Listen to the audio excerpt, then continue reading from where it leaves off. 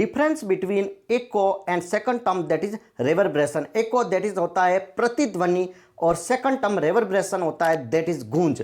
दोनों टर्म के बीच में डिफरेंस क्या है? कई बार हम दोनों टर्म को सेम मान लेते हैं कि एको और रेवर्ब्रेशन दोनों सेम थिंग होती है, बट दोनों चीजें डिफरेंट होती है। दोनों चीजें डिफरेंट होती है। आपको एक चीज क्लियर कर लेता हूं कि फॉर एग्जांपल आप किसी कमरे के अंदर बैठे हो, किसी कमरे के अंदर बैठ रहे हो और कुछ बोल रहे हो तो आवाज क्लियर नहीं आती। जैसे मान लो किसी कमरे के अंदर बैठे और आपने बोला हेलो, तो हेलो लो ऐसा मतलब अजीब सी आएगी पीछे वाली वॉइस, ऐसे तो हल्का सा लगेगा कि गूंज रही है वो आवाज़, कुछ भी एक बंद कमरे के अंदर बोलते हो।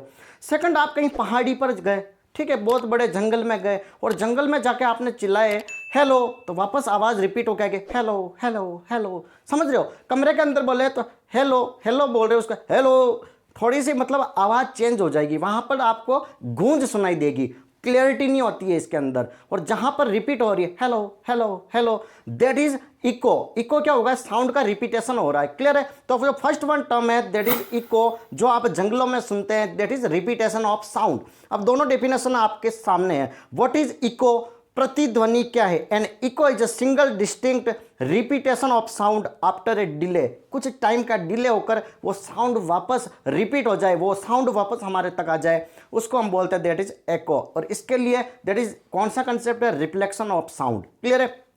इसके लिए कंडीशन क्या होगी? कुछ ना कुछ ऑब्स्टेकल आना चाहिए। आप कुछ बोले डायरेक्ट निकल गया तो वो वापस साउंड रिपीट नहीं करेगा। कुछ ना कुछ ऑब्स्टेकल, मान लो जंगल में गए, वहां पर बहुत सारी पहाड़ियां है, पेड़ पौधे, तो वहां से टकरा के वो साउंड वापस आएगी, दैट इज एको। क्लियर? एको क्या होगा? दैट इज जैसे ही बोला हेलो तो वापस रिपीट होकर आएगी हेलो हेलो हेलो हेलो। समझ रहे हो? राम, जोर से चिल्लाए राम तो रिपीट हो जाएगा Ram Ram Ram, that is the echo. Clear है? दैट इज प्रतिध्वनि। और इसके अंदर टाइम गैप, मैंने कहा ना कि एक डिले के बाद वापस रिपीट होकर आएगी। टाइम गैप कितना होना चाहिए? जैसे मैंने बोला हेलो वापस आवाज आएगी हेलो हेलो हेलो। तो फर्स्ट जो मैंने हेलो बोला उसके बाद वापस जो हेलो साउंड रिपीट होकर आ रही है उसके बीच में कम से कम 0.1 सेकंड का टाइम गैप होगा। क्लियर है? ये क्वेश्चन पूछा जाता है। सेकंड चीज, डिस्टेंस कितनी होनी चाहिए? मैं बोला और किसी ऑब्स्टेकल से टकरा के वापस आएगा तो मेरे और ऑब्स्टेकल के बीच में कम से कम डिस्टेंस होगी 17.2 मीटर। कितनी होगी? 17.2 मीटर की डिस्टेंस होनी चाहिए। और एको और रिवर्ब्रेशन का डिफरेंस क्या होगा? जो एको की साउंड होगी ना वो क्लियर होगी, अच्छे से आपको ऑडिबल होगी, दैट इज क्लियर साउंड आएगी, दैट इज एन एको। लेकिन जो वो आपका गूंज होता है, रेवर्ब्रेशन होता है, वहां पर क्लियरिटी ऑफ वॉइस नहीं होती है, क्लियरिटी ऑफ साउंड नहीं होती है।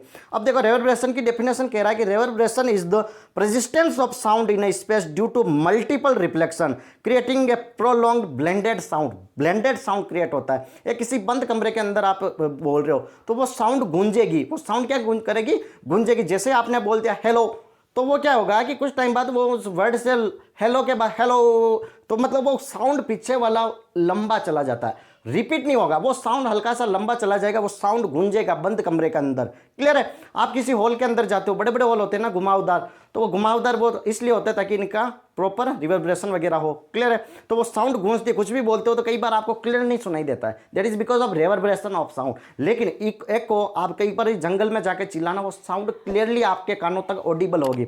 तो बेसिक डिफरेंस क्लियर हो गया आपको कि एक और रिवर्ब्रेशन में क्या है? एक को में रिपीटेशन ऑफ साउंड है हेलो हेलो हेलो, और रिवर्ब्रेशन में क्या? प्रेजिस्टेंस ऑफ साउंड है हेलो, मतलब पीछे के साउंड में थोड़ा सा ऐसा अजीब सी फीलिंग आएगी। और आपका जो एको होता है दैट इज क्लियर साउंड आती है, रिवर्ब्रेशन में क्लियरिटी ऑफ वॉइस नहीं होती है। और ये किसी कॉन्सर्ट हॉल में संगीत की धीमी गति या खाली कमरे में ताली की आवाज़ दैट इज रिवर्ब्रेशन। और एको क्या है? दैट इज किसी बड़े खुले स्थान पर चिल्लाने के बाद आपकी आवाज़ का दोहराना, आपकी साउंड, आपकी वॉइस का रिपीट हो जाना, रिपीट होकर वापस आपके कानों तक आना, that is echo. Basic difference आपको पता चल गया होगा। Thank you so much. Channel को लाइक से सब्सक्राइब जरूर करें।